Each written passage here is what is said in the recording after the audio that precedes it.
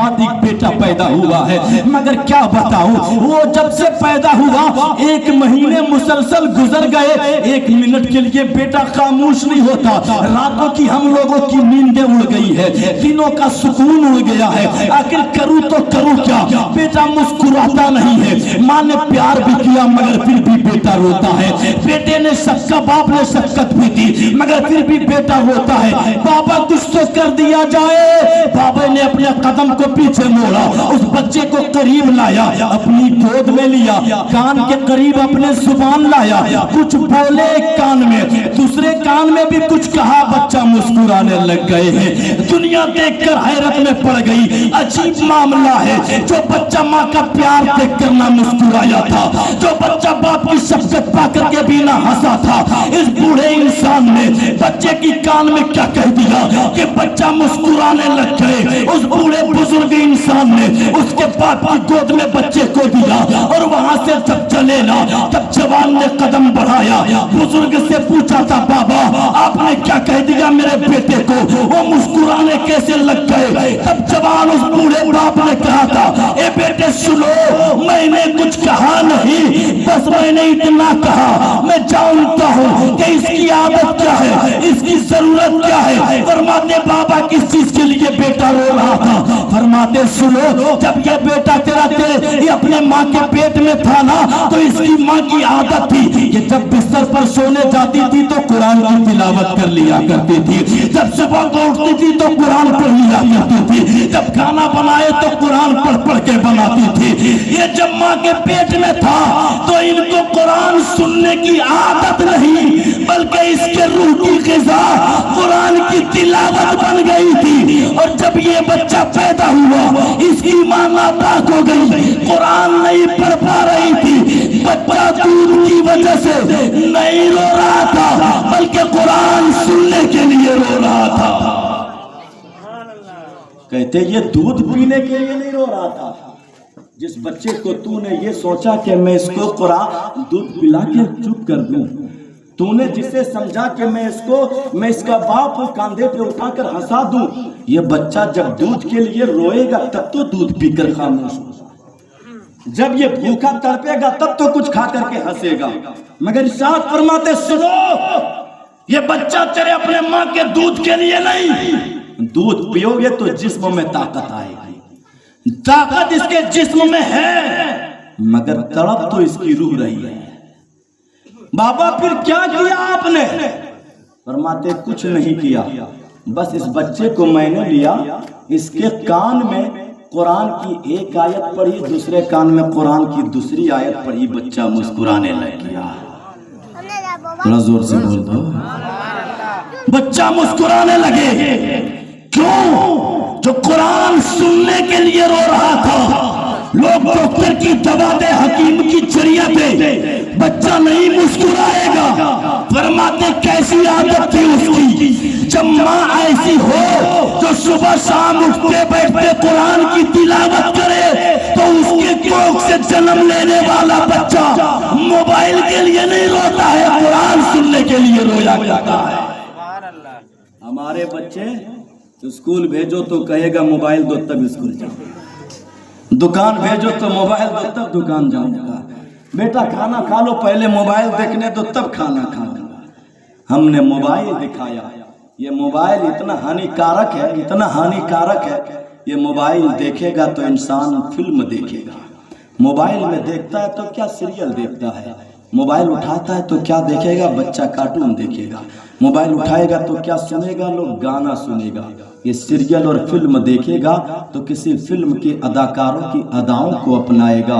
मगर बच्चा अगर कुरान सीने से लगाएगा तो मुस्तफ़ा की अदाओं को अपनाएगा, मुस्तफ़ा के तरीके को अपनाएगा। अब डिपेंड अपने ऊपर करता है कि हम हाथों में कुरान अपने बच्चों को थमाएं या अपने बच्चों के हाथों में मोबाइल थमाएं। मोबाइल थमाएं, मोबाइल थमाएंगे, माँ बाप 2 बजे रात तक परेशान होगा घर में, और बेटा गांव के चौराहे पर बैठकर फ्री फायर पबजी खेलने में मसरूफ रहेगा।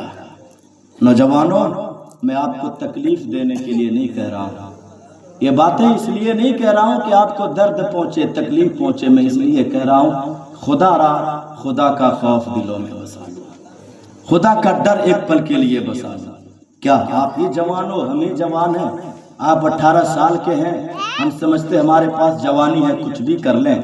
امام حسین کا بھی تو ایک بیٹا تھا، نام علی اکبر ہے، عمر 18 سال ہے، کربلا کی زمین ہے، ہاتھوں میں تلوار ہے، میدان ہے، سامنے کئی دشمن پڑے ہیں۔ اس لیے نہیں ہے کہ میں جوان ہوں کچھ بھی کر لوں گا، اس لیے میدان میں آئے تھے میں جوان ہوں اسلام کو بچانے کی کوشش کروں گا۔ جی اپنی جوانی کو روڈ چوراہے پر بیٹھ کر گواؤ مت، اپنی جوانی کو اسلام کے لیے کچھ کر دو۔ اسلام کے لیے ہم نے کیا کیا اسلام کے لیے؟ مسلمان کے گھر میں پیدا ہوئے، گاؤں کے مؤذن یا امام نے کانوں میں آ کر اذان دے دیا، مسلمان والا نام رکھ دیا، ہم سمجھتے مسلمان ہو گئے، اپنے اپنے گھروں میں کنٹلوں کنٹلوں منو گوشت کھا کے برباد کیے۔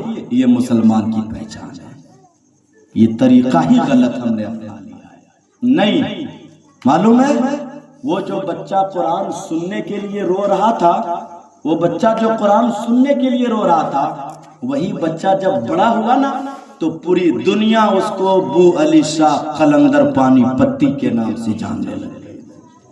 یہ کوئی عام فہم آدمی نہیں، اللہ کے بہت بڑے ولی تھے، بہت بڑے ولی تھے، جنہوں نے دعویٰ کیا تھا کہ جو مانگو وہ دو۔ اللہ سے کہا تھا اے اللہ مجھے علی بنا دے، اللہ قادر مطلق ہے، جو چاہے وہ دے دے۔ انہوں نے کہا تھا یا اللہ مجھے علی بنا دے۔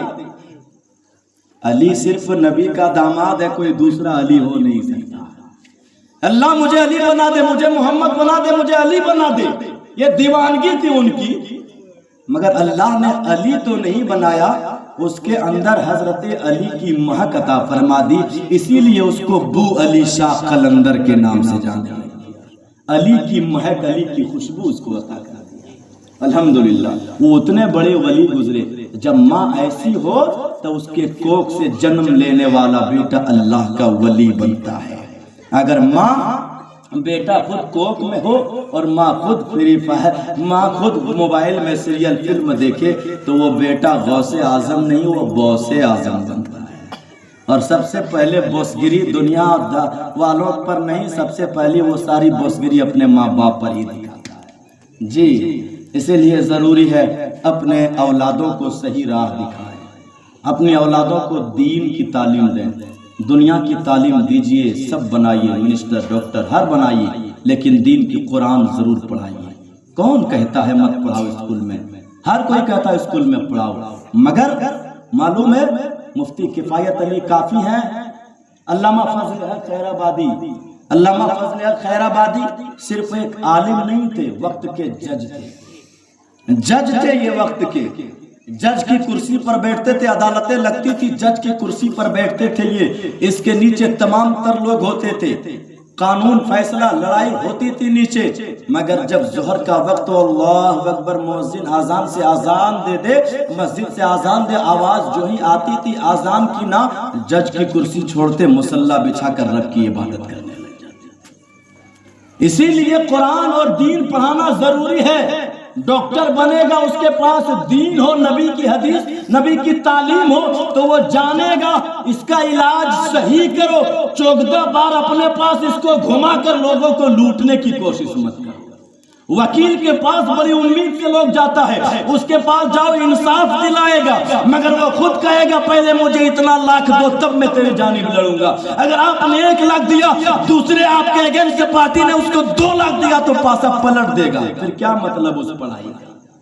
پڑھائی کا کیا مطلب؟ وہی اگر دین کا جاننے والا ہو تو وہ جانے گا کہ رشوت لینا حرام ہے، گھوس کھانا حرام ہے، اس کو چھوڑو، انصاف کے راہوں پہ چلو۔ اس دن مصطفیٰ اگر اپنا لیں تو رب کی رحمت ہمیں خود اپنا لے گی۔ یہ طریقہ اپنے اولادوں کو، اپنے گاؤں، اپنے گھر، اپنے اپنائیں۔ اللہ تبارک و تعالی ہم سبوں کو ایک اور نیک بن کر جینے کی توفیق عطا فرمائے۔ میری باتوں سے کسی کو چوٹ پہنچی ہو تو اس کے لیے معذرت خواہ، اور جو اچھی باتیں نکلی ہو اللہ سبوں کو اس پر سب سے پہلے اس فقیر مجھے پھر سبوں کو عمل کرنے کی توفیق عطا فرمائے۔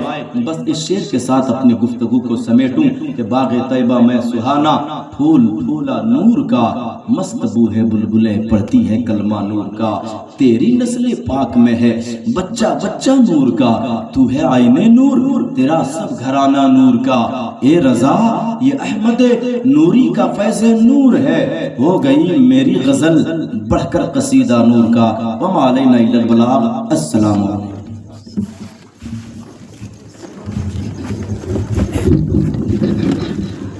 یا نبی سلام علیکہ، یا رسول سلام علیکہ، یا حبیب سلام علیکہ، صلوات اللہ علیکہ، حبیبی یا رسول اللہ علیہ السلام، جذبہ ایمان عطا ہو، علم سے سینہ بھرا ہو، دل میں عشق مصطفیٰ ہو، روز و شب بس یہ صدا ہو، یا نبی سلام علیکہ، یا رسول سلام علیکہ، یا حبیب